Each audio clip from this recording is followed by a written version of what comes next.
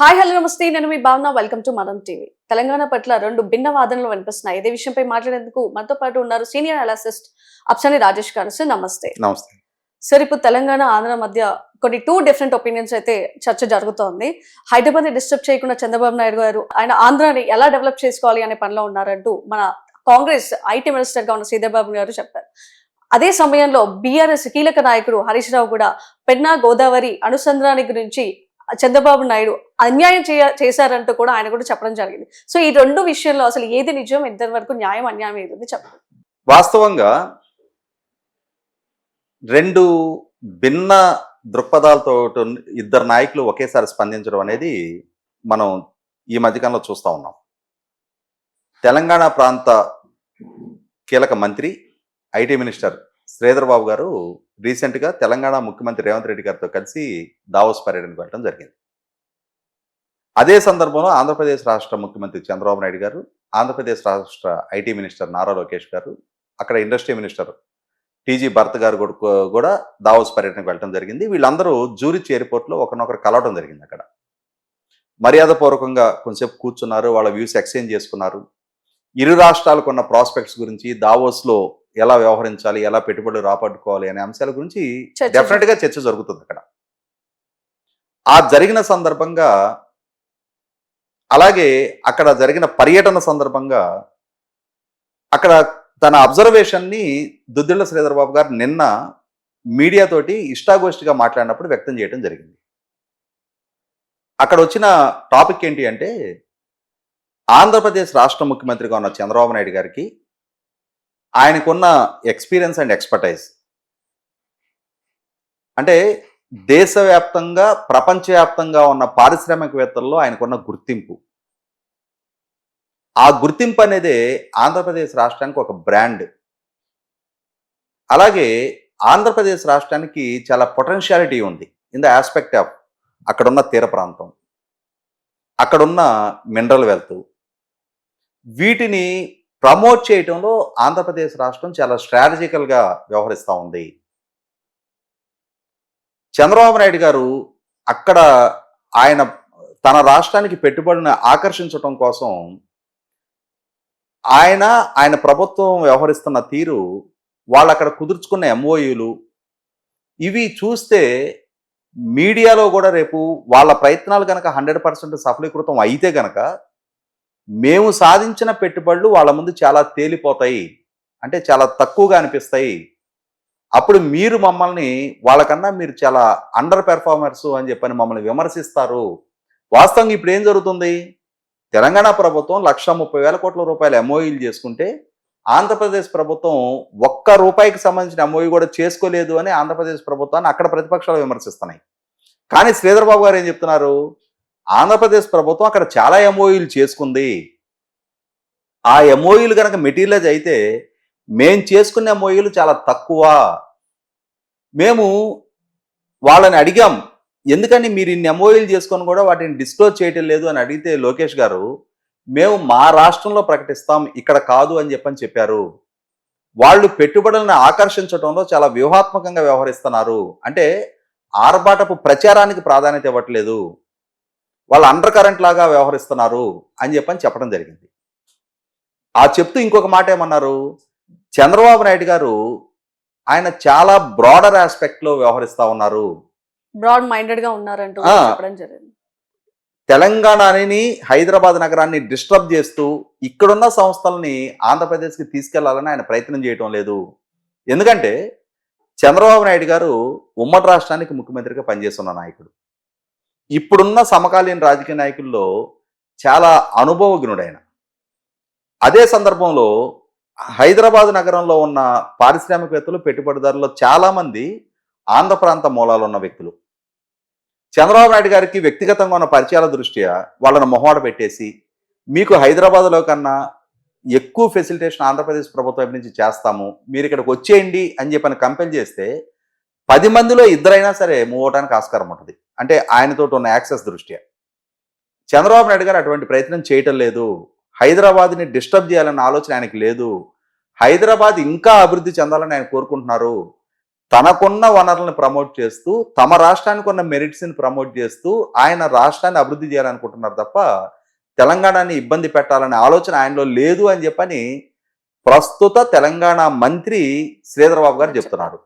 ఇక్కడ గమనించుకుంటే దశాబ్దాల తరబడి తెలుగుదేశం పార్టీ కాంగ్రెస్ పార్టీ రాజకీయంగా రెండు భిన్న ధృవాలు. అటువంటి పోనీ ఒకే పార్టీకి సంబంధించిన నాయకుడు కాబట్టి ఆయనకి ఈయన ఎండార్ చేస్తున్నాడు అనుకోవడానికి లేదు. అక్కడ రెండు భిన్న రాజకీయ పక్షాలకు సంబంధించిన ప్రభుత్వాలు, రెండు రాజకీయంగా భిన్న ధృవాలకు సంబంధించిన నాయకులు. తెలుగుదేశం పార్టీ ఎన్డీఏ భాగస్వామ్య పక్షంగా కేంద్రంలో రాష్ట్రంలో అధికారంలో ఉంది. కాంగ్రెస్ పార్టీ మంత్రి అంటే ఎన్డీఏకి వ్యతిరేకి ఇండియా కూటమిలో కీలక పార్టీకి సంబంధించిన మంత్రి తన రాజకీయ ప్రత్యర్థిని, ఆయన వ్యక్తిత్వాన్ని, ఆయన గుణగణాలని, ఆయన సామర్థ్యాన్ని ప్రైజ్ చేస్తున్నాడు. అదే సందర్భంలో ఆయన మన రాష్ట్ర హితం క్షేమం కోరుతున్నారు అని చెప్పని ఈయన సర్టిఫై చేస్తున్నారు. ఇదే సందర్భంలో మీరు ప్రస్తావించిన రెండో అంశం, ఇదే తెలంగాణ ప్రాంతానికి సంబంధించి ఇదే కాంగ్రెస్ పార్టీకి ప్రధాన ప్రతిపక్షంగా ఉన్న భారత రాష్ట్ర సమితి నాయకుడు, కీలక నాయకుడు, సీనియర్ నాయకుడు హరీష్ రావు గారు, ఆయన ఇప్పుడు ఆంధ్రప్రదేశ్ రాష్ట్ర ప్రభుత్వం సంకల్పించిన గోదావరి పెన్నా అనుసంధాన ప్రాజెక్టుని వ్యతిరేకిస్తున్నారు. ఆయన ఏం చెప్తున్నారు, ఆంధ్రప్రదేశ్ ప్రభుత్వం గోదావరి పెన్నాని అనుసంధానించటం తెలంగాణకి నష్టదాయకం అంటున్నారు. ఇక్కడ ఆంధ్రప్రదేశ్ పౌర సమాజం నుంచి ఎదురవుతున్న ప్రశ్న ఏంటి అంటే, పోలవరం ప్రాజెక్టు నుంచి పెన్నా నదిని అనుసంధానించడం ద్వారా తెలంగాణకి ఏ విధంగా నష్టం? ఇవాళ తెలంగాణ ప్రాంతం నుంచి గోదావరి జలాల్ని ఆంధ్రప్రదేశ్కి తరలిస్తే మా తెలంగాణ ప్రయోజనాలకి నష్టం అని చెప్పడానికి ఆస్కారం ఉంటుంది. తెలంగాణకి దిగువన ఆంధ్రప్రదేశ్ రాష్ట్రం ఉంటుంది. పోలవరం ప్రాజెక్టు నిర్మాణం జరుగుతున్నది తెలంగాణ పరిధి దాటిన తర్వాత ఆంధ్రప్రదేశ్ రాష్ట్ర పరిధిలో పోలవరం ప్రాజెక్టు నిర్మాణం జరుగుతూ ఉంది. అంటే తెలంగాణలో వీళ్ళు నిర్మాణం చేసుకున్న అన్ని ప్రాజెక్టుల అంటే శ్రీరామ్ సాగరు, కాళేశ్వరం, తర్వాత దేవాదుల, ఎల్లంపల్లి, వీటన్నిటిని పరిధి దాటేసి ఆంధ్రప్రదేశ్ రాష్ట్రంలో గోదావరి అడుగుపెట్టిన తర్వాత అక్కడ నిర్మాణం జరుగుతున్న ప్రాజెక్టు క్యాచ్మెంట్లో నుంచి, అక్కడ రిజర్వాయర్లో నుంచి వాళ్ళు నీళ్లు తరలించుకుంటారు. దానివల్ల తెలంగాణకి ఏ విధంగా నష్టం? అక్కడ ఆ రిజర్వాయర్ దాటితే సముద్రంలోకి వెళ్ళిపోతాయి నీళ్ళు. ఇంకా సముద్రంలోకి వెళ్ళే నీళ్ళని వాళ్ళ రాష్ట్రంలో దుర్భిక్ష ప్రాంతాలకి తరలించుకుంటున్నారు వాళ్ళు. అంటే మొన్నటి వరకు ఉమ్మడి రాష్ట్రంగా కలిసి ఉన్నారు. రాష్ట్ర విభజన సందర్భంగా ఏం చెప్పారు? ప్రాంతాలుగా విడిపోతున్నాం కానీ ప్రజలుగా కలిసి ఉందాం అన్నారు.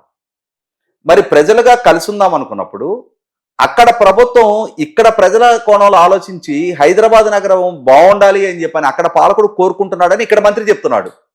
కానీ మీరేం చేస్తున్నారు? అక్కడ మిగులుగా ఉన్న నీళ్ళని అక్కడ నీళ్లు లేని ప్రాంతానికి తరలించాలని అక్కడ ప్రభుత్వం ప్రయత్నం చేసుకుంటుంది. దాన్ని మీరెందుకు విషయం చిమ్ముతున్నారు? మీరెందుకు అడ్డుకోవాలంటున్నారు?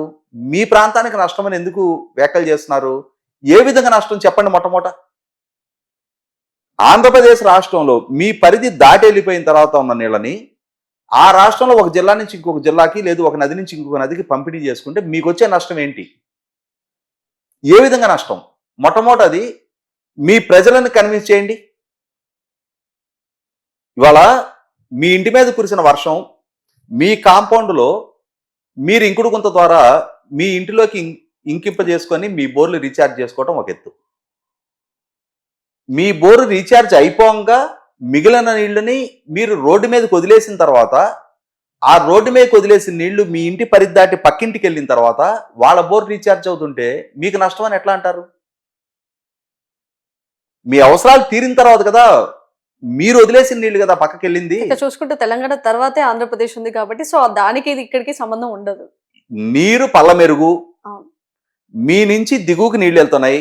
దిగువకి వెళ్ళిపోయిన నీళ్లు మీ హక్కు ఎలా అవుతుంది?